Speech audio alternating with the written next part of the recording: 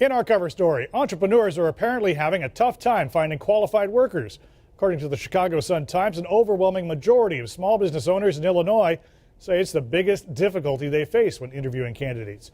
But it may not only be the candidate with shortcomings. Some say entrepreneurs expect too much. Entrepreneurs may have to be self-starters with a vision matched by enough energy to create a business from scratch. But there's one thing Taz Wilson has seen in entrepreneurs when many of them hire workers. He's expecting someone just like him or her. He wants to have someone who has equal ownership and equal engagement in the business. You have to have the expectation that that person is there for a salary, and they're not going to have that same, energy and, enthusiasm on a day-to-day basis because it's not their business. That hope, and in some cases expectation, of finding an employee with the same intensity and commitment is, very hard to find, and is the reason Wilson thinks so many small business owners are dissatisfied with the quality of applicants they're getting now. A company goes and they have training departments, HR departments that engage the employee from day one. They know where they're starting, their expectations, and where they can go.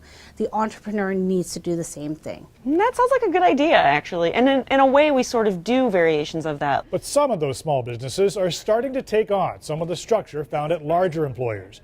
When Liz Mason hires for Quimby's, a Chicago bookstore, she walks them through mock situations. When someone leaves, it takes us months to find the right person, and when we do, they usually stay for a while. And the store has written guidelines for sick days, overtime, as well as some procedural rules. With the challenges that the small business owners are finding in hiring people, it is really critical that the small business owner take ownership over hiring and the hiring process and then the training process that a large corporation would have. Now, to some, more structure, check-ins at the end of each day or week in the beginning may create an unnecessary layer of bureaucracy to a four-person operation used to handling everything in one-to-one discussions.